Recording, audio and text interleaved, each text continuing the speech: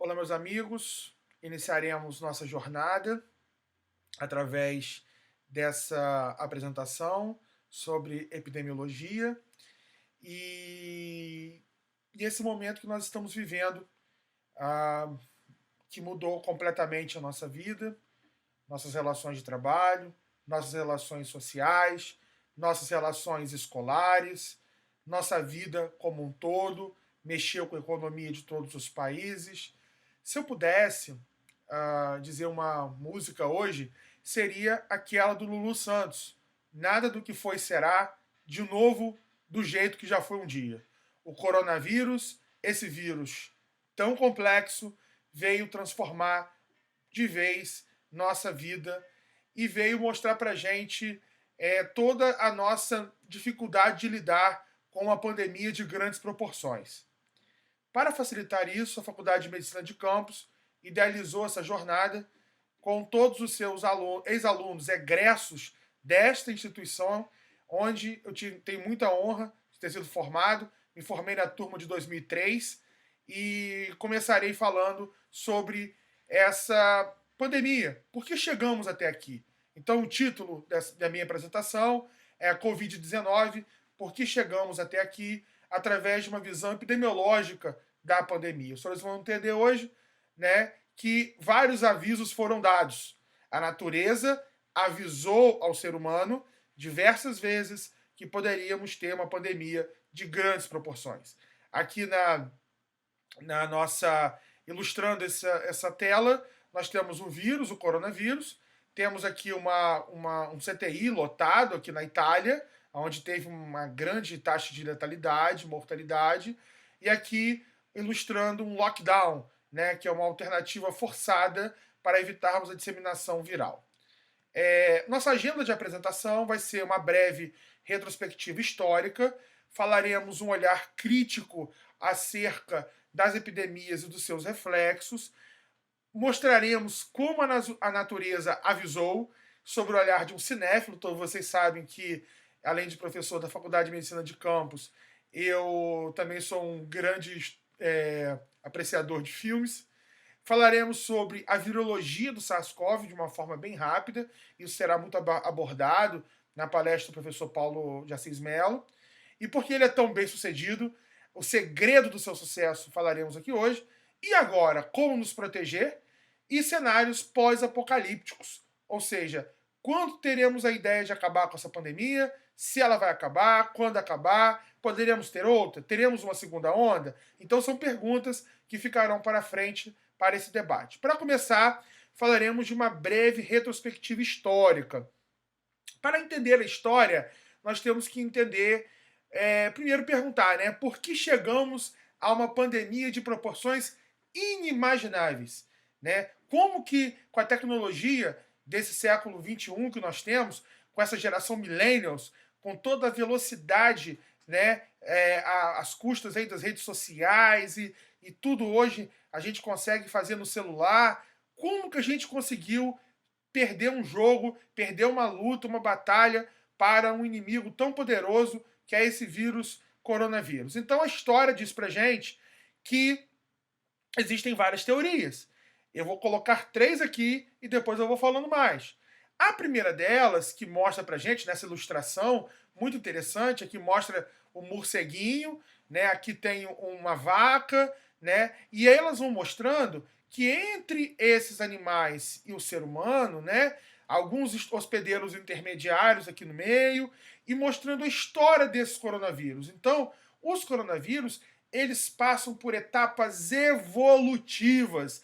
Nós temos a evolução viral. Tudo começa por nós entendermos que a história dos vírus é muito velha, tá? Para você ter uma ideia, por estudos, né, de filogenética, estudos que são muito interessantes, que mostram a ancestralidade viral, eles demonstram que o vírus da herpes, por exemplo, que é um vírus DNA, ele já é conhecido há mais de 8 milhões de anos. E ele na sua adaptação ao ser humano, ele foi evoluindo, ele foi melhorando a sua capacidade de adaptação. Depois que o ser humano passou a adaptar-se na posição ereta, ele se dividiu em herpes 1 e herpes 1 na boca e o herpes 2 na região genital. Então, a presença dos vírus, ela é de uma perspectiva extremamente milenar e muito antiga. Alguns estudos demonstram, e aí é uma das teorias, que os vírus surgiram como se fosse dentro da origem da vida, né? E vocês todos que estudaram se lembram da hipótese, né? Aquela hipótese de origem da vida que mostra pra gente, né, que os vírus eles podem ter se descendido de pequenos pedaços, pequenas frações de partículas virais, bacterianas, e a gente sabe que naquela atmosfera primitiva tinham ali os coacervados, e dali viraram as bactérias, e as bactérias daquele reino, né, o reino inicial lá, de seres mais primitivos, né, dali em algum momento houve uma fuga do material genético, e isso conseguiu ser contido em uma cápsula, e aí nós temos seres que foram produzidos com uma grande capacidade, e sim, de causar parasitismo, não só nos seres mais complexos, mas também na própria bactéria. O bacteriófago é um vírus que coloniza bactérias, tá?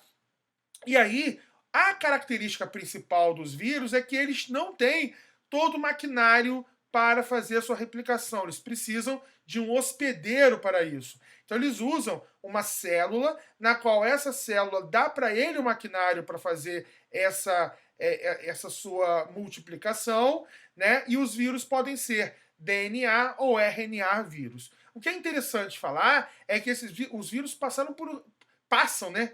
Não passaram, passam ainda por etapas de seleção natural, em que todo o seu processo de mutação, de recombinação, todas essas suas transformações, elas são aceitas beneficamente pela natureza ou não, podendo ser descartados, e aí esse vírus ele some, ou pelo contrário, ele se adapta, ele evolui, ele cresce, e tem alguns detalhes importantes, né, que é a presença do animal, dos animais como arietes evolutivos. Isso é um detalhe muito importante, né? A gente sabe que a origem dos coronavírus está intimamente ligada a um hospedeiro que é o seu reservatório, o morcego, por exemplo, como eu falarei daqui a pouco, mas alguns animais que são hospedeiros transitórios, né, intermediários, né, como por exemplo o camelo, a civeta, o pangolim, entre outros,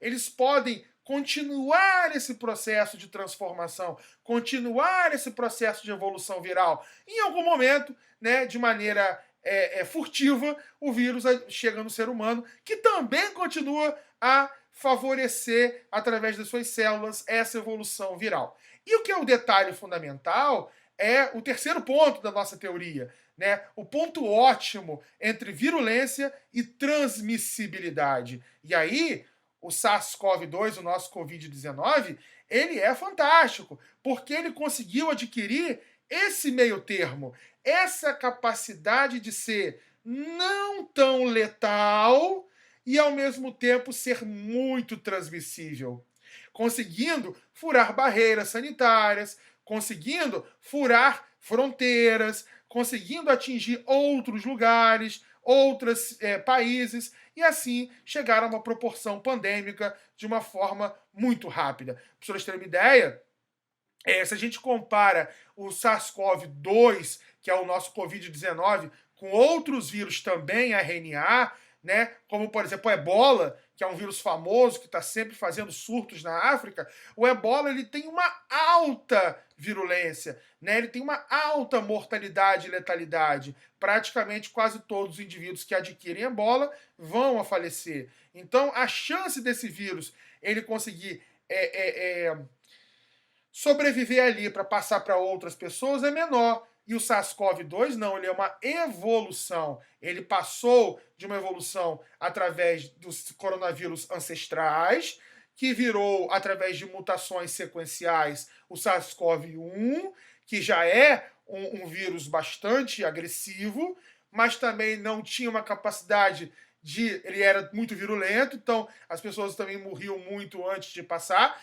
Chegou o MERS-CoV, que também era muito virulento, e chegou ao seu equilíbrio, né, que é o SARS-CoV-2. Então, os vírus passam por essas etapas. E acredita-se que eles tenham passado por isso nos humanos, por várias e várias infecções assintomáticas, várias e várias infecções de sintomas de acontecimento repetitivo. Em algum momento eles foram fazendo as suas mutações, eles foram fazendo as suas adaptações e se adaptaram de uma maneira que causassem transmissão sem matar o hospedeiro, porque não é interessante para o vírus, né, matar todos os hospedeiros, porque é interessante para ele fazer uma propagação para ele poder sobreviver. É interessante também lembrar que já tem um estudo agora recente, né, de julho, nem foi publicado ainda, está em A Head to Print, né, da Pediatric Infectious Disease, que já fala sobre a hipótese, por exemplo, em crianças, né, dos sintomas e etc., e por conta dessa transferência de vírus dos pais, né, doentes para a criança, porque esse vírus já passa a ser transformado nessa infecção que ele acontece nos seus pais. Quando a criança pega essa infecção, ela já chega de uma maneira transformada, uma maneira já mutada. Então, há teorias que mostram que a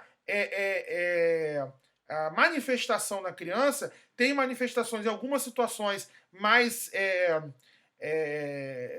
diferentes da infecção tradicional que pegou os seus pais por conta dessa modificação que acontece no hospedeiro do pai e da mãe.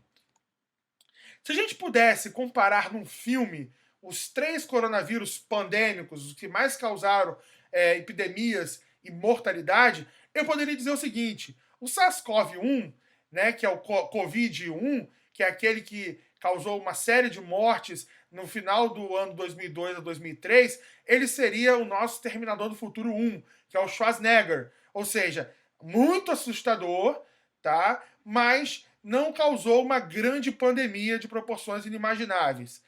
Se nós pudéssemos comparar ele com o Exterminador 2, seria o MERS-CoV, que é esse que nós vemos aqui, que é o T-1000, né? Enquanto o Schwarzenegger é o T-800. E já em 2012, que causou aí também uma altíssima letalidade, ainda foi mais virulento, mais agressivo do que o CoV-1. E se nós pudéssemos comparar ao SARS-CoV-2, que é o nosso Exterminador 3, ele ainda é muito mais perigoso, porque ele não tem uma grande virulência, ou seja, ele não mata todo mundo, mas ele passa para todo mundo. Então, ele causa um espectro gigantesco de transmissão, ele faz uma grande transmissibilidade e faz uma virulência maior em grupos específicos de pessoas.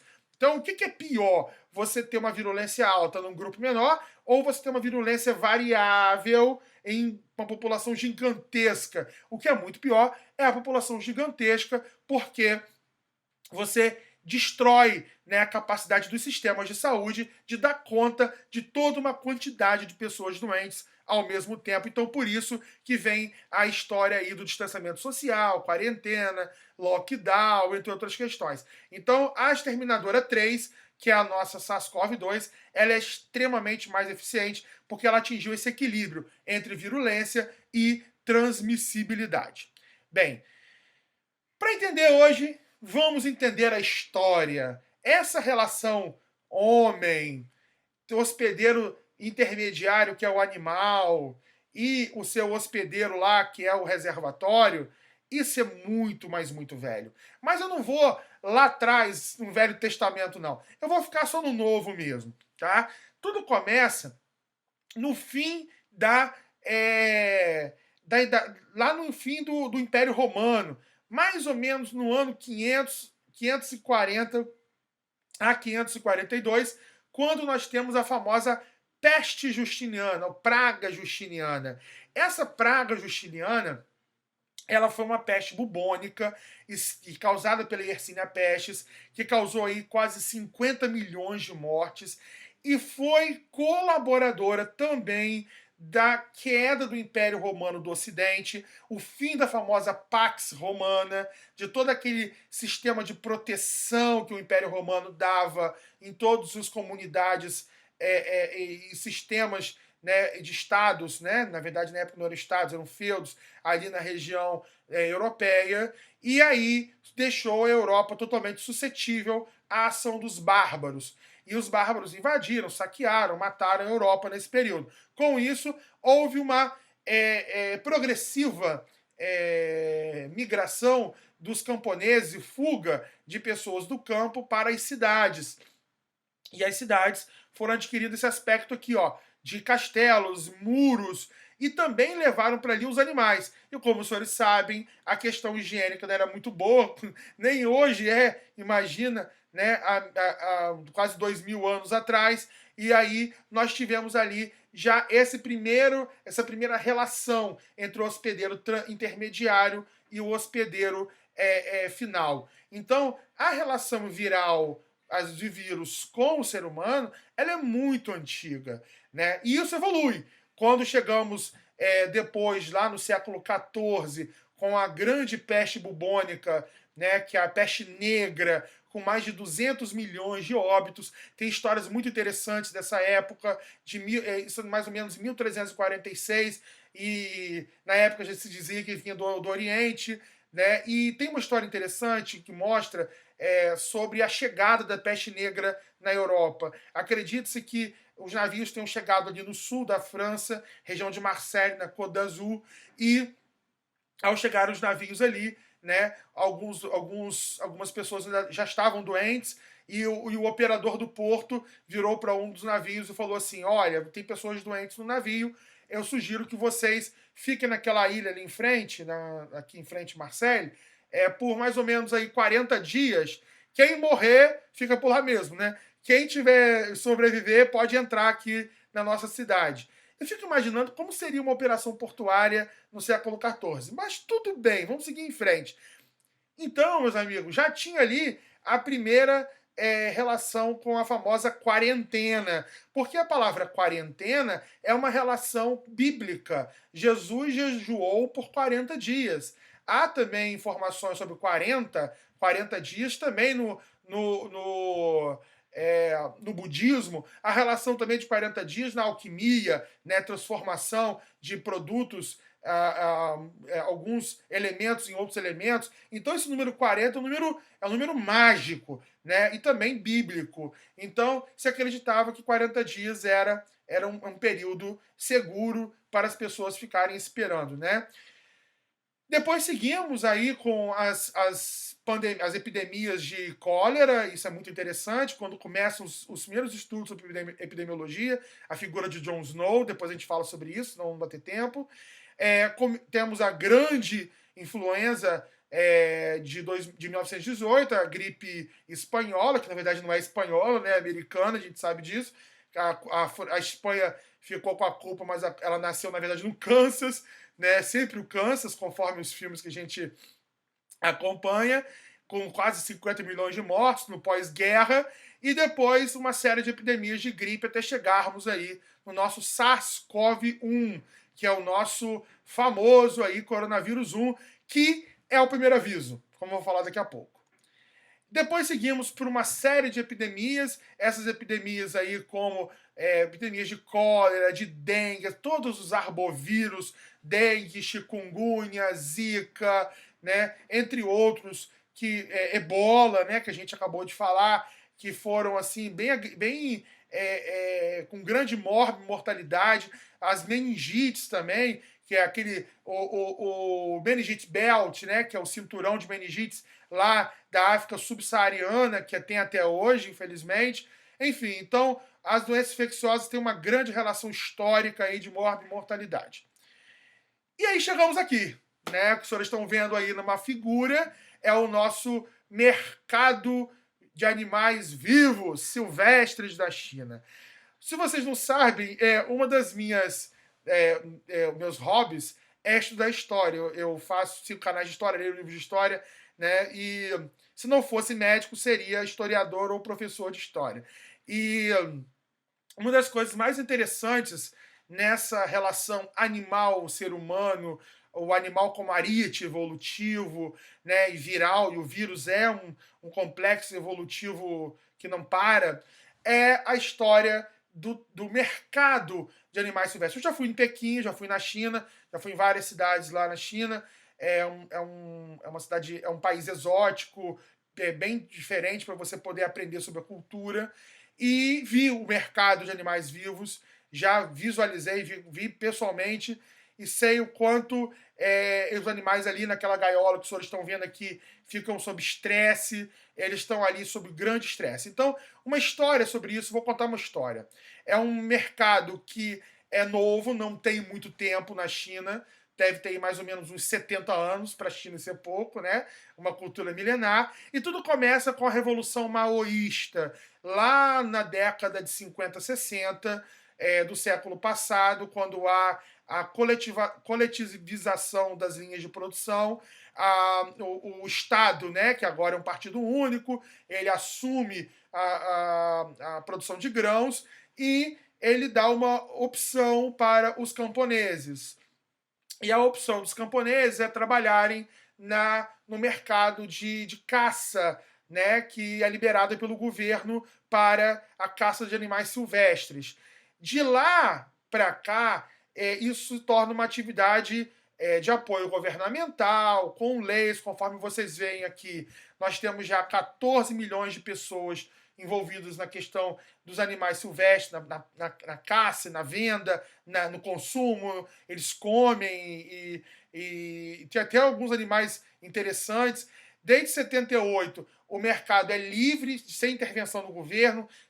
Em 88 passa a ter leis que regulamentam, né, isso. E para vocês terem uma ideia, são 17 bilhões de dólares por ano e 14 milhões de pessoas envolvidas no mercado chinês de animais silvestres.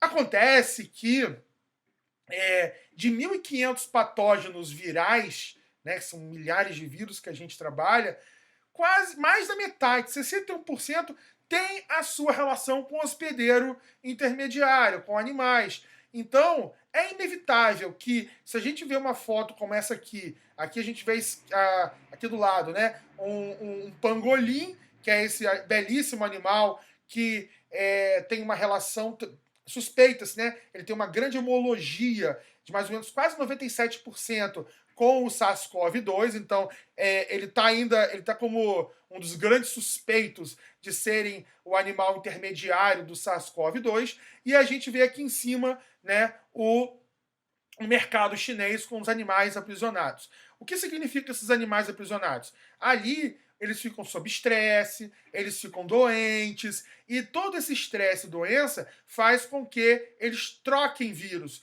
Um passa o vírus para o outro, infecta o outro, e o ser humano está ali na frente, tirando foto, e aí ele se infecta também. E aí pode aparecer ali a origem e a hipótese da infecção pelo SARS-CoV-2. E aí, o primeiro aviso. Quando foi o primeiro aviso? Tem quase 20 anos, galera, que foi o primeiro aviso. E foi dele, do nosso amigo SARS-CoV-1.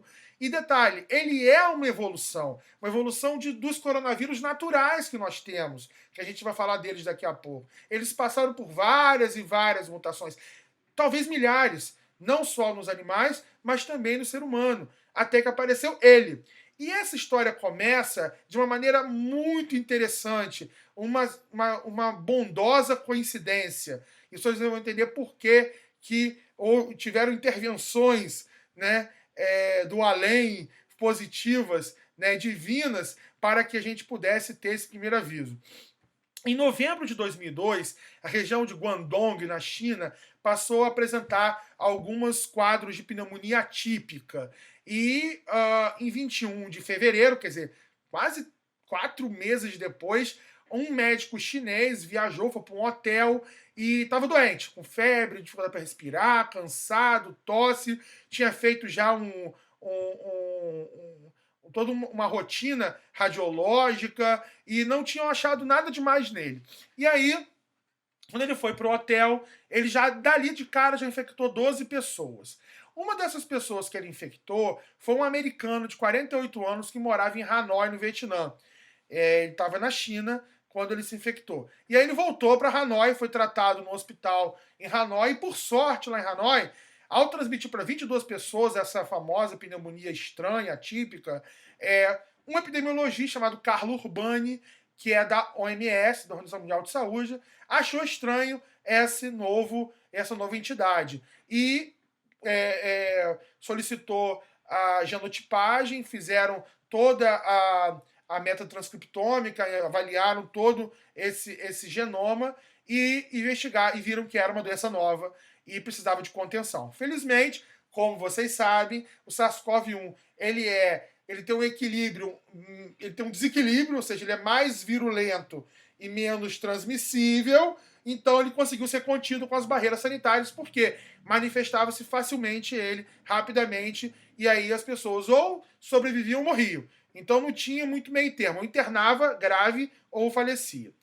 Tivemos então no meio de 2003, em julho, né, o fim do surto, com 8.098 pessoas infectadas e 774 óbitos, com cerca de 9 a 10% de letalidade.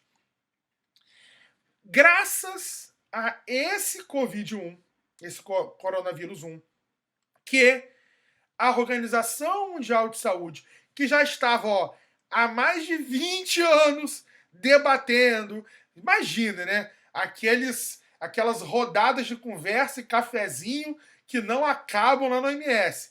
E aí, eles conversando, tentando aprovar nos Estados-membros um regulamento sanitário internacional que pudesse estandardizar, que pudesse, de maneira organizada, cada país, quando tivesse a sua doença nova, pudesse obrigatoriamente notificar a Organização Mundial de Saúde. Porque, meus amigos, até o SARS-CoV-1 não era obrigado a fazer notificação. Não sei se vocês sabem disso. Se eu tivesse uma doença nova no meu país, tá bom, beleza. Não era obrigado a OMS a notificar. Por sorte, o SARS-CoV-1 tinha um médico da OMS que atendeu o rapaz americano que estava lá em Vietnã. Então foi um achado divino que favoreceu essa notificação. Então, graças a esse espalhamento dessa doença, nós tivemos a aprovação em 2005 do Regulamento Sanitário Internacional, que é o RSI, que é maravilhoso, e que ele obriga as comunidades que fazem parte da OMS, da Organização Mundial de Saúde, a notificarem as autoridades sanitárias a serem notificadas da presença de uma doença nova. E aconteceu. O segundo aviso. Em abril de 2012, na Arábia Saudita, um cluster, um emaranhado de 6 casos, sendo 2 pacientes, 3 profissionais de saúde e 1 visitante, tiveram também uma pneumonia atípica na Arábia Saudita. E investiga aqui, investiga ali, notifica a Organização Mundial de Saúde e verificaram que era um outro coronavírus. Dessa forma, não era o SARS-CoV-1, era um outro que tinha como hospedeiro intermediário o camelo.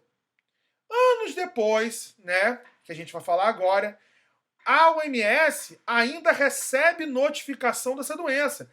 Até janeiro de 2020, mais de 2.505 casos do MERS continuam sendo notificados em mais de 27 países e 861 óbitos, com uma taxa de letalidade de quase 40%. Ou seja, de cada 10 pessoas que têm a doença, 4 vêm a falecer. É altíssima a letalidade, é quase de uma meningite meningocócica, né, de uma meningococcemia.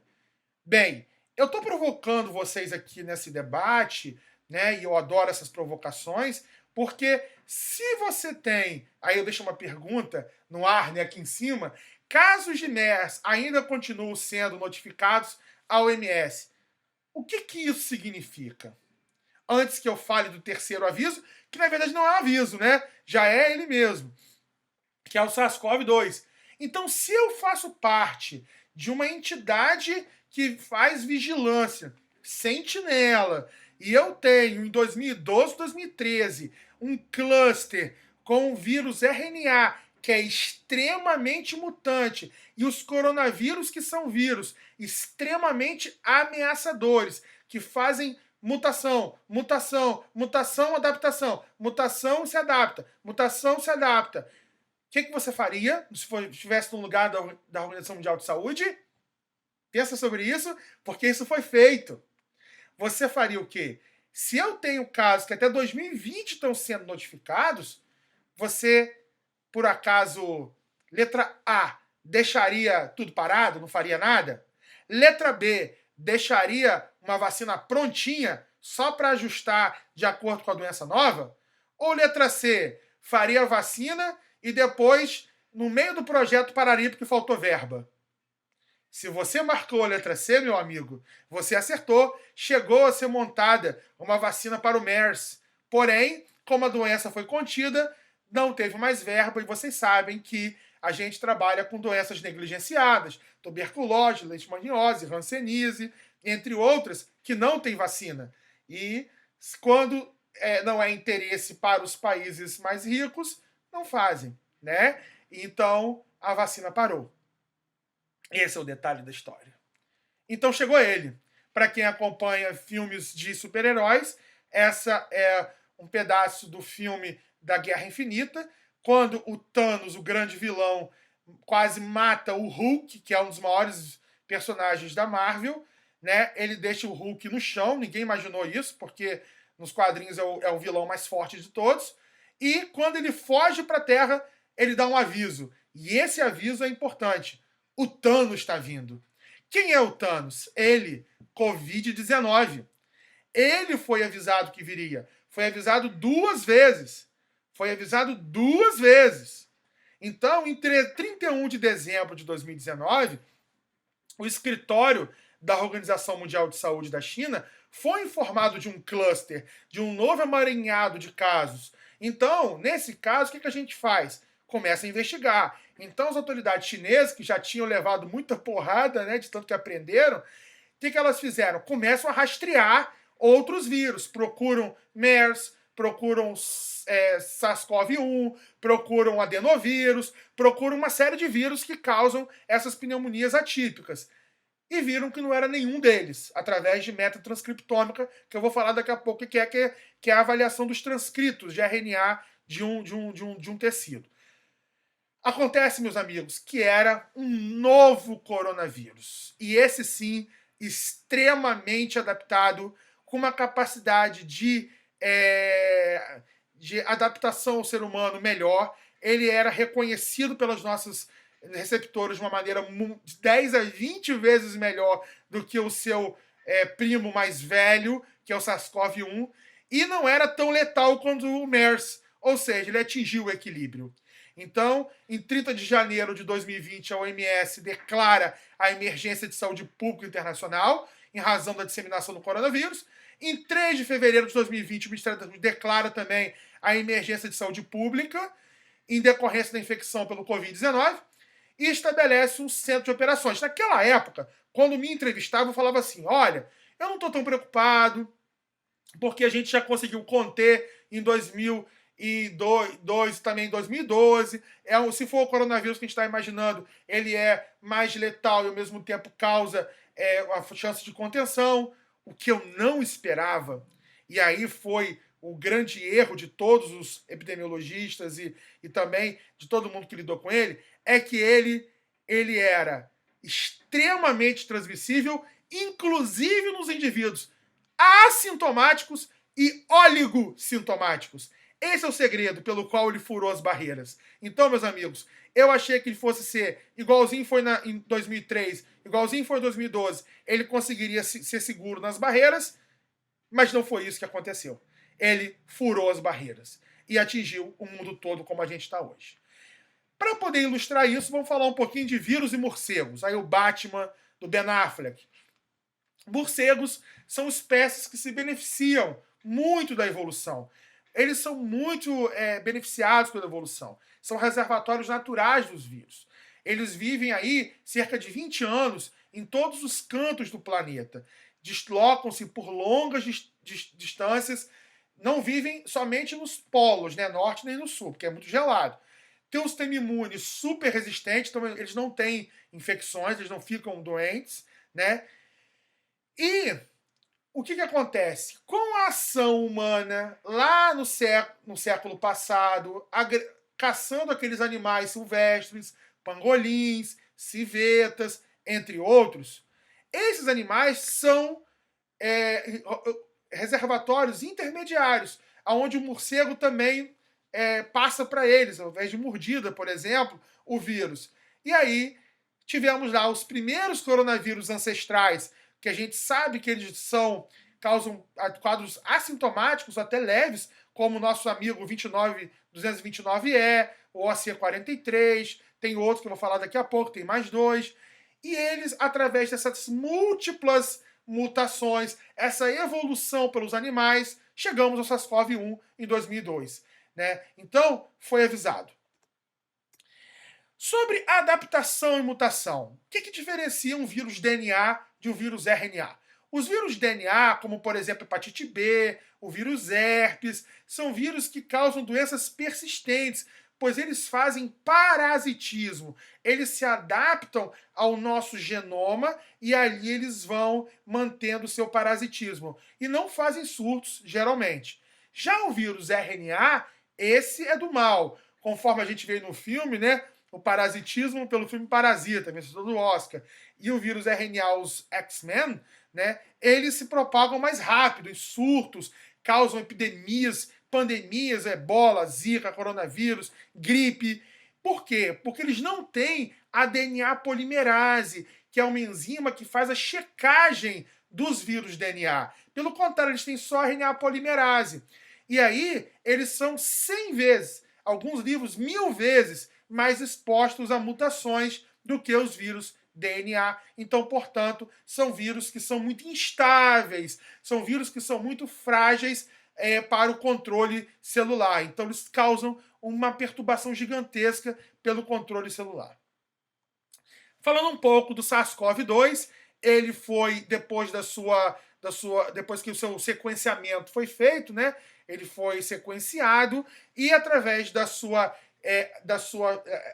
avaliação filogenética, né? A gente faz uma árvore filogenética de homologia através do seu material genético. Ele foi colocado junto lá com os seus primos, né? Conforme os senhores podem ver aqui, o coronavírus ele tem uma ordem, uma família, né? Que é o coronavírida, né, o coronavírine, que é a subfamília, e aí nós temos os alfa, os beta, os gama e os delta coronavírus.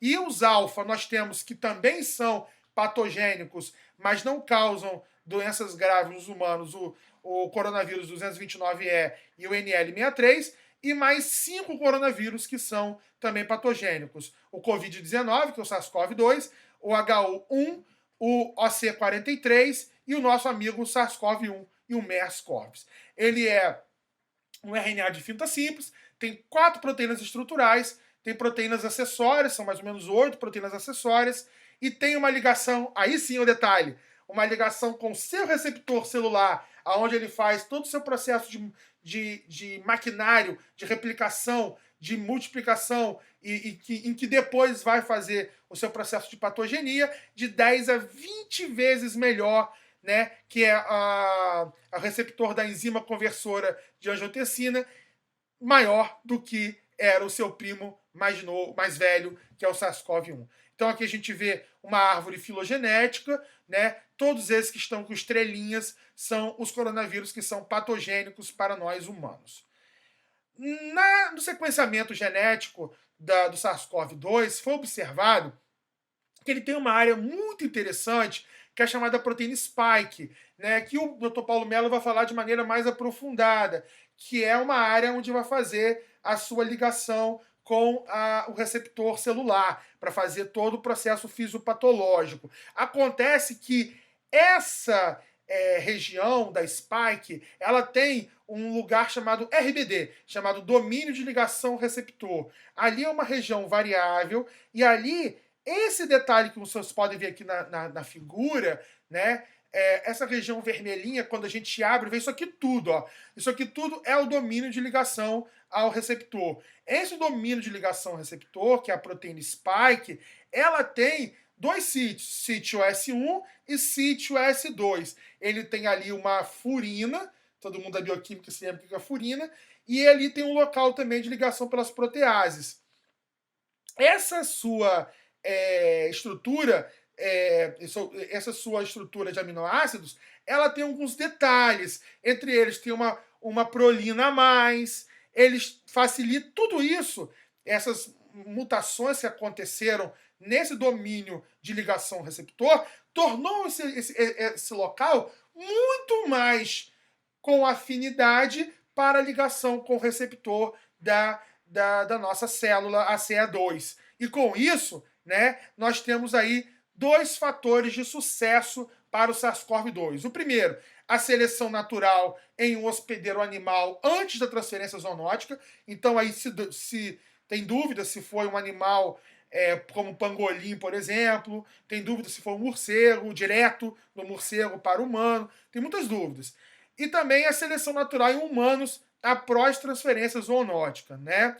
E todo esse processo, né, ele foi avaliado, né, através de uma parte muito interessante, que são os segredos do sucesso do SARS-CoV-2. Essa parte eu gosto muito, porque, como eu falei, ele se liga de maneira muito bem sucedida ao seu receptor celular, quase 20 vezes melhor do que o seu primo mais velho, graças a alterações ali na estrutura de aminoácidos a mais, como a prolina. Vocês vão ver daqui a pouco que tem alguns tipos, como o subtipo L, o subtipo S, que são também diferentes na ligação. E aqui, ó, vamos voltar aqui um pouquinho. Já se há umas discussões que existem vírus da árvore, toda essa árvore filogenética, de tanto haver essas mutações, né, nós conseguimos avaliar a árvore filogenética do vírus SARS-CoV brasileiro. E o vírus SARS-CoV brasileiro, ele não descende do vírus ancestral chinês, né? Ele descende do vírus italiano, europeu. E já descobriram que o vírus europeu, ele é um vírus mais agressivo.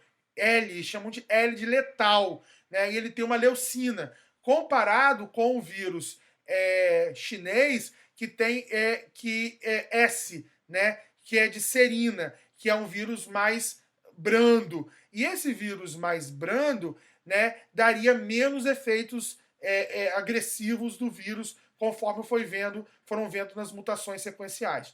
Então, o vírus brasileiro ele está mais ligado à sua origem filogenética italiana, europeia, do que à origem propriamente chinesa. Voltando ao segredo do sucesso, nós temos que lembrar uma coisa muito importante. Um dos segredos foi avaliado nesse estudo, que mostrou padrões de temporais de disseminação do vírus em 94 pacientes confirmados em laboratório. Eles viram, colhendo lá o exame, que a gente vai ver daqui a pouco, chama PCR, avaliando a presença do vírus na região da orofaringe e das pessoas, né, que 44% dos casos secundários aos pacientes que estavam doentes foram facultados no estágio pré-sintomático, ou seja, antes do indivíduo doente apresentar os sintomas, ele já estava transmitindo essa doença para os seus contatos. Ou seja, o que isso nos mostra? Né? Nos mostra que a transmissão pré-sintomática ou logo no início dos sintomas, ela é substancial e por isso que é um dos segredos do sucesso do coronavírus. Outro estudo também que mostrou, foi feito na China, né, antes mesmo das restrições, dos fechamentos, de todas as barreiras sanitárias, né, que eles viram que 86% das infecções não foram documentadas.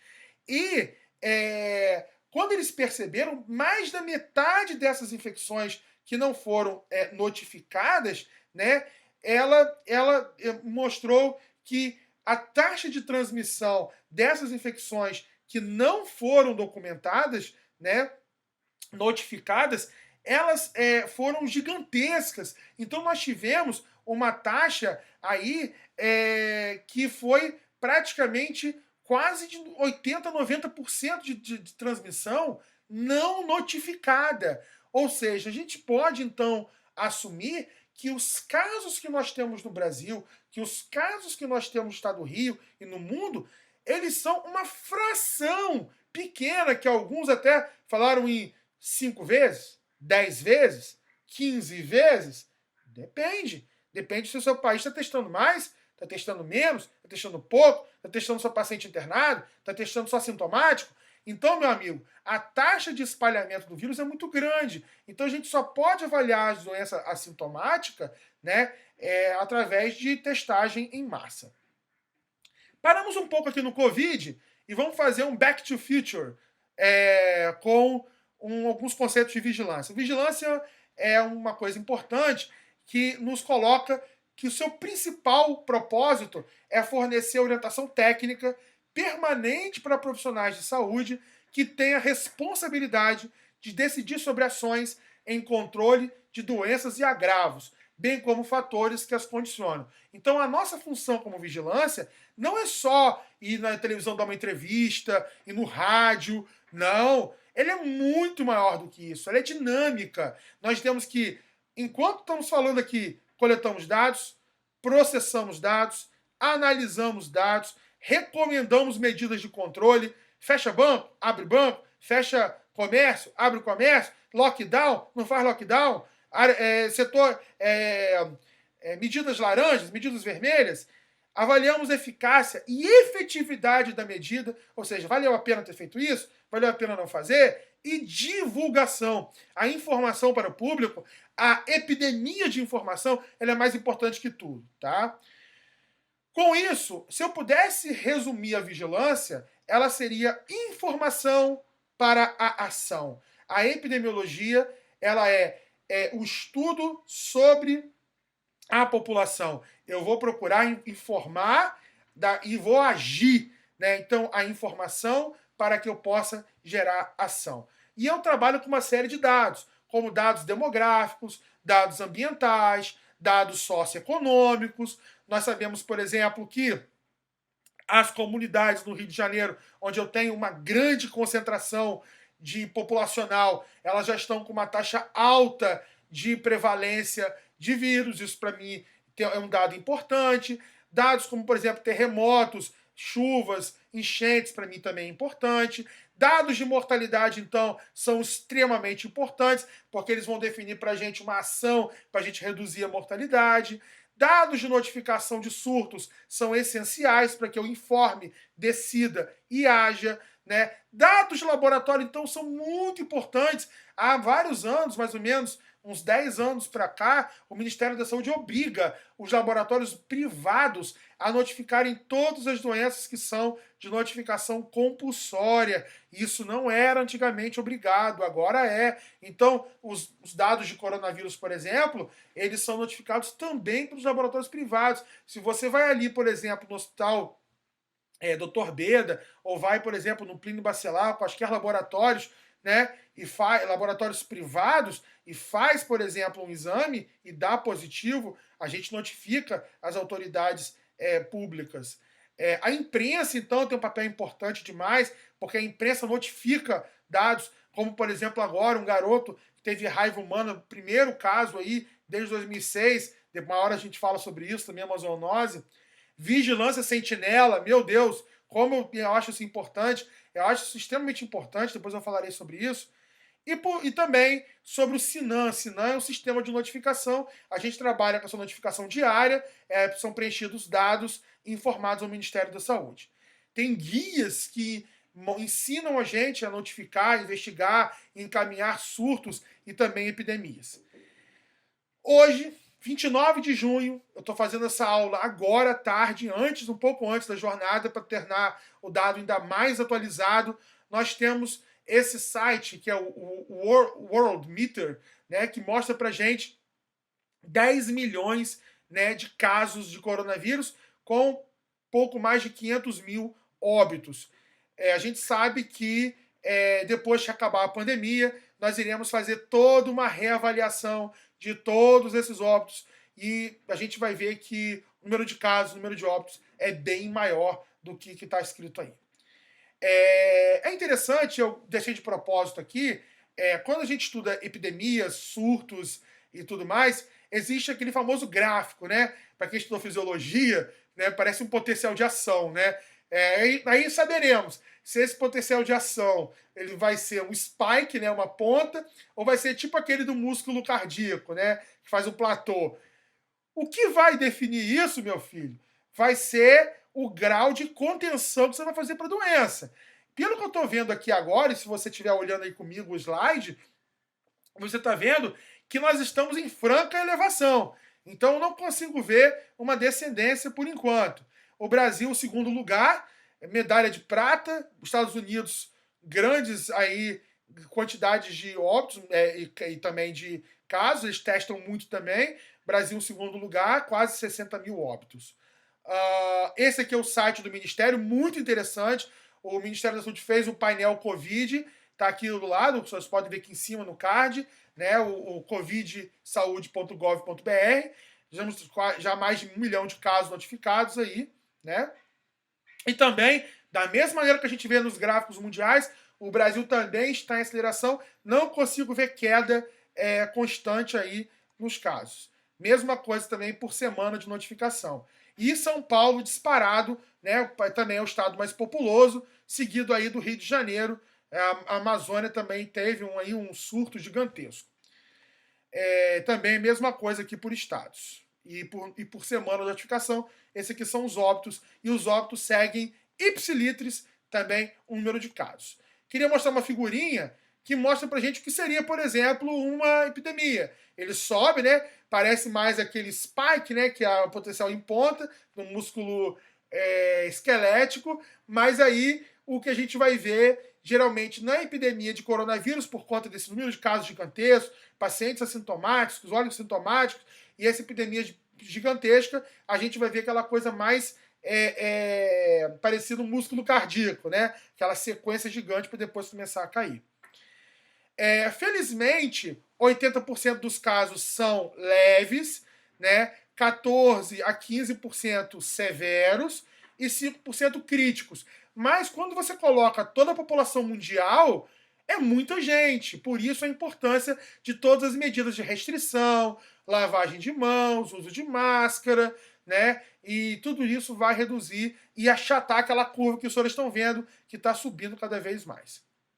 Essa é um infográfico muito interessante que mostra o número de países e o número de testes. A gente vê que quanto mais aquele país testou, menos letalidade, que é a chance de morrer de acordo com o caso positivo, esse país teve. Por exemplo, Austrália, Coreia do Sul, né? Alemanha, são países que testaram muito e apresentaram baixa letalidade.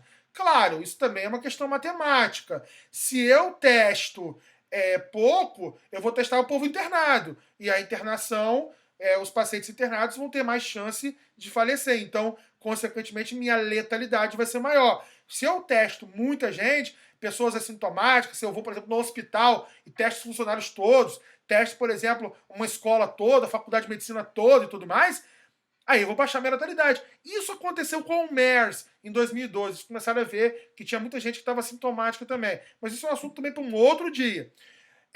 A Austrália, por exemplo, teve menos de letalidade porque testou muita gente. Claro, se eu testo e estou vendo lá que eu estou positivo, eu vou ficar em casa em quarentena 14 dias, assim como eu fiquei, porque eu também fiquei doente, tive coronavírus, fiquei 14 dias em casa. Talvez seja por isso, e inclusive foi por isso, que a gente idealizou essa jornada num debate meu com o professor Luiz Clóvis e o professor Gilberto Pellegrini. E aí nós chegamos a isso aqui que eu falei. Temos um surto, elevação de casos e descendência, né, dos casos. Né? Temos uma epidemia que vai ficar, ou vai virar uma endemia. Eu acho que o coronavírus ele vai ficar igual ficou o vírus H1N1. Ele vai ficar ainda causando quadros endêmicos. Voltando a falar do Thanos, já estamos acabando. O Thanos, ele fez essa fase inicial aqui, então isso aqui é um gráfico do Ministério da Saúde, muito interessante, inclusive, que mostra as fases de preparação, a vigilância sentinela identificando o vírus. Já tem estudos que mostram que o vírus já estava no Brasil desde janeiro. As epidemias localizadas, a fase de aceleração, que nós infelizmente estamos agora, a desaceleração e o controle que vai acontecer depois. E o que fazer agora? Né? Criarmos um plano de contingência, comprar materiais, EPI, fortalecer a assistência, treinar. Só dizer que eu repeti o verbo várias vezes para treinamento e material. Definir metas de vigilância, assistência, prevenção, determinar o caso índice, quem veio primeiro, quem veio infectado primeiro, e dali você faz uma teia de contatos. Medidas de contenção, barreira sanitária, fechamento de porto, aeroporto, procedimento padrão de desembarque, vigilância de entrada de passageiros, notificação, vigilância, tracking, o Covid, que é uma coisa muito interessante que você vai vigiando através do telefone, isolamento, quarentena, lockdown e aumentar a acessibilidade da vigilância. Ou seja, criar um plano de contingência. Isso aqui é o do Estado, por exemplo, em que ele coloca o nível 0, casos importados, né, de Covid, notificados e confirmados. Nível 1, que é a transmissão própria, né, confirmada laboratorialmente. O nível 2 é a transmissão sustentada. E o nível 3 é o desespero, que é o que está acontecendo agora, que é quando você abre o hospital de campanha, abre leito de UTI e tudo mais. Chamamos então os aliados para o combate, né? Para matar o Thanos, tem que ser todos juntos, como disse o Capitão América. Então nós temos o que aí para nos ajudar? Modelos matemáticos, inquéritos sorológicos, inteligência artificial, vigilância sentinela. Vamos falar um pouquinho rapidamente. Modelos matemáticos são interessantes demais, porque eles estudam características do SARS, sua dinâmica de transmissibilidade versus virulência. Eles viram que como o SARS-CoV-2 ele tem uma alta transmissibilidade, né, eles começam a colocar em variáveis, como R0, que eu vou falar daqui a pouco, o período de incubação, o tempo de viremia, o tempo de transmissibilidade, o grau de efetividade das ações, a eficácia do isolamento, lockdown, tempo de UTI, taxa de mortalidade, e eles começam a colocar isso, esses cálculos matemáticos, que são muitos cálculos muito interessantes, e colocam que o mais importante no momento é continuar achatando a curva com medidas de distanciamento social. Todo mundo ficando doente junto, o que vai acontecer? Vai arrebentar o sistema de capacidade da nossa saúde pública e também privada. Quem é o famoso R0? Não é o R2 aí não, do filme. É um famoso número de reprodução básica, né? Uma taxa de ataque do vírus. Então, um indivíduo doente que passa para 3 pessoas, o nosso R0 vai ser de 3.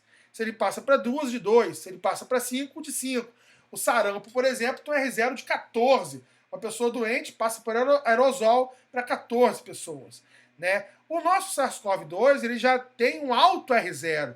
Ele pode chegar de 2 a 3. Né?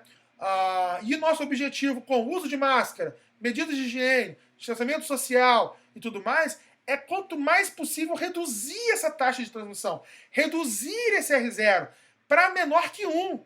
Né? E se a gente conseguir fazer isso, a gente vai conseguir parar a transmissão viral. Né?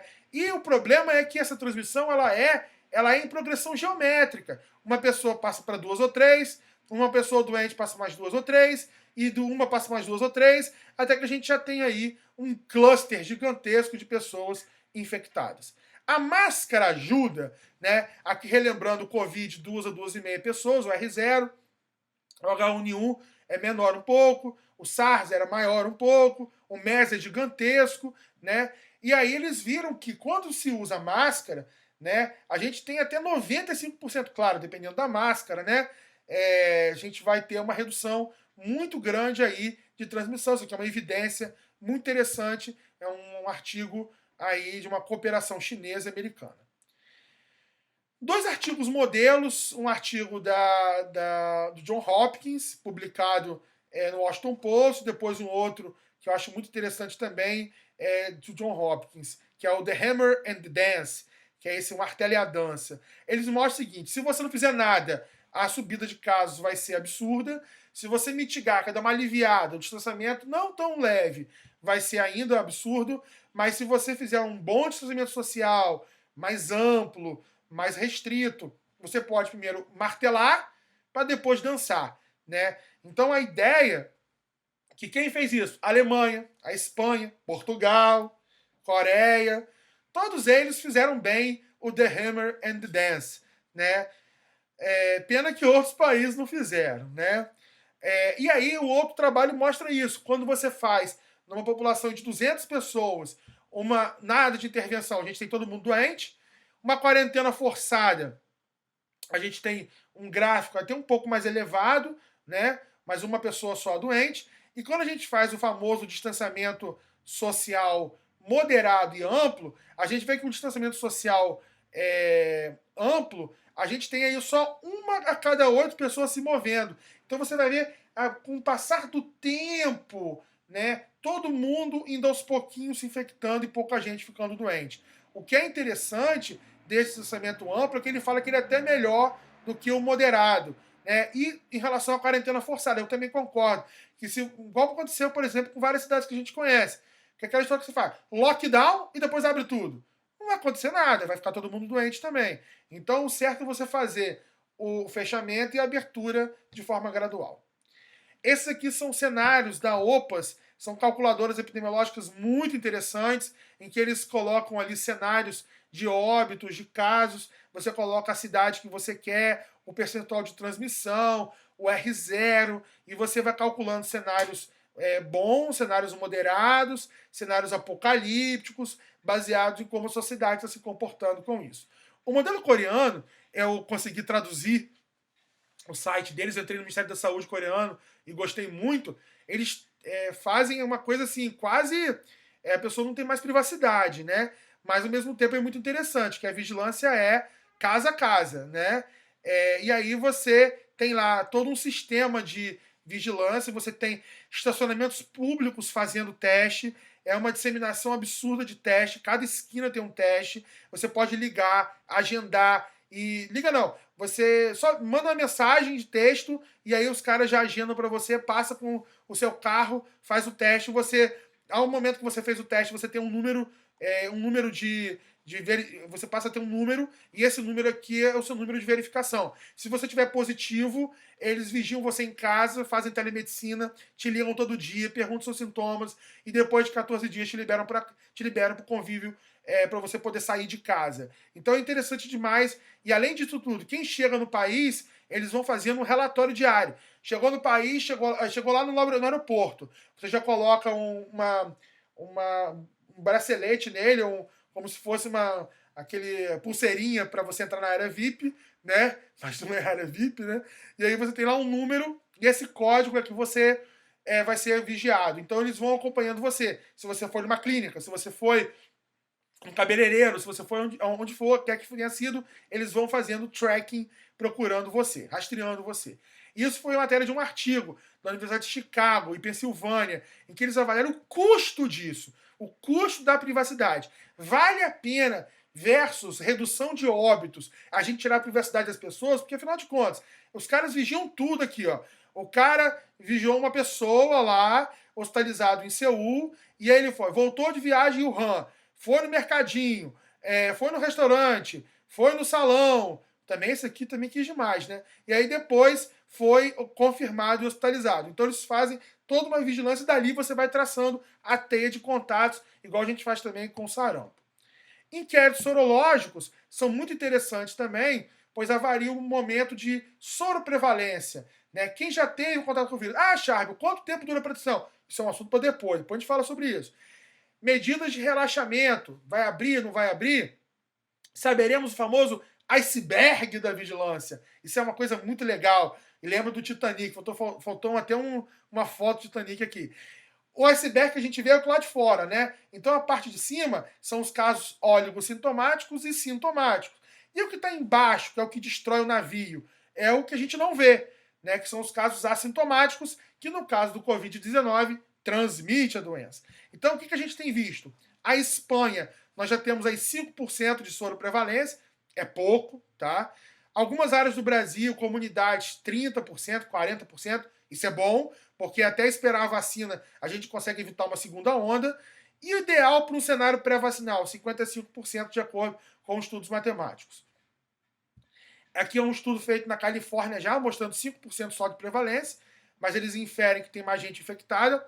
O Ministério da Saúde está fazendo um trabalho com a Universidade de Pelotas, um desenho muito bem feito, matemático, e Campos é um local também para esse trabalho, Parabéns aí à vigilância por esse trabalho. Vigilância Sentinela é uma coisa muito legal e no caso do Covid-19 a gente está evoluindo e aí nós temos o mapeamento de infecções usando tecnologias novas como metagenômica, metatranscriptômica, que é, na verdade, o que é metatranscriptômica? É você fazer a vigilância de todos os transcritos. De todos os nossos vírus, RNA e DNA, a gente só consegue fazer sequenciamento dos DNA. Ficam faltando em cerca de 34% dos vírus que são RNA. São centenas de vírus. E esse a gente não consegue isolar, por exemplo, num líquido biológico. Então, a metatranscriptômica, que você avalia a presença dos RNAs, você acha tudo. Tá? E aí, nós temos em campos faculdades, temos universidades, nível internacional, tem sequenciador. Que tal, né? Uma parceria, Vigilância Sentinela, para a gente poder estreitar melhor isso, porque, afinal de contas, aí nós temos grandes universidades, né, aqui na cidade, que tem aí um papel social que tem que ser feito, né, para apoiar a Vigilância Sentinela do município. O que nos preocupa é o que está acontecendo agora. Mutações de vírus em Pequim. Pequim está tendo um surto, tá? A Alemanha, subida de casos. E aí, novos aliados, né? Como o Jarvis, o Ultron, o Visão, o Homem-Formiga e a Vespa. Quem são eles? Isso aqui é uma coisa muito legal. Epidemiologia de águas residuais. Nós sabemos que o vírus não passa ainda, né, pelo sistema fecal-oral, pelo mecanismo fecal-oral, mas ele é eliminado no esgoto, pelas fezes. Então a gente consegue avaliar as águas residuais, o esgoto, e dali monitorar carga viral do esgoto, monitorar a mutação, monitorar se o vírus está estável. A Itália está fazendo isso. Então já mostrava na Itália desde dezembro que o vírus estava na Itália. Tá? E por último também, inteligência artificial, softwares com deep learning, com pensamentos próprios, para a gente poder fazer o rastreamento, pontuar no gráfico onde está os quadros, startups inteligentes, aplicativos de vigilância, né, e marcação de contatos. A gente, por exemplo, tem implantado um sistema em Macaé, na Santa Casa e nos outros hospitais como Unimed também. Os Tendas Brancas é um software gratuito com deep learning, que não é Big Data, ninguém vai favorecer esses dados para nada depois, são dados que não serão usados para outros objetivos.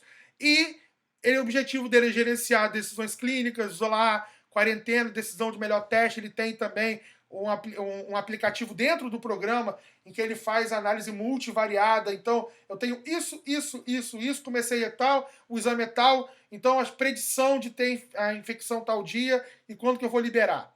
E ele usa muito também o sistema de pontos, junto com, que é uma coisa muito interessante também, que foi iniciada lá em Moçambique. E o que vem depois? O cenário pós-apocalíptico. Isso é um problema, tá, gente?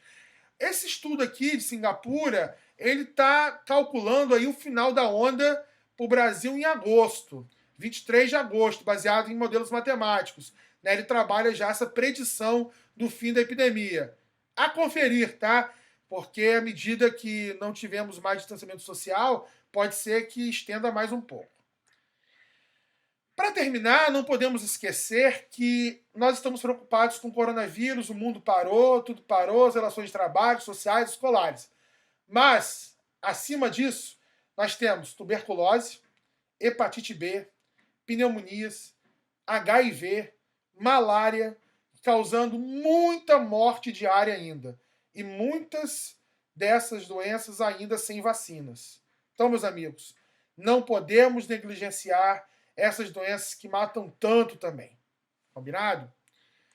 Conclusões. O Covid é um desafio para o sistema de vigilância, pelo seu modelo de transmissão assintomático, e não foi por falta de aviso, ele evoluiu. O tempo de demora da vacina é diretamente proporcional ao tempo de mutação do vírus, e se ele não atingir um percentual mínimo, teremos uma segunda onda, a gente sabe disso. Quanto mais suscetíveis a gente tiver, um pool de suscetíveis, como minha mestra Obi-Wan ensinava, teremos uma nova onda. E essencial agora, buscar a vacina, qualificar a assistência, tornar a vigilância sensível, atualizar e informar a população, prevenção, prevenção, prevenção. Muito obrigado a todos e esperemos que a nossa jornada seja maravilhosa.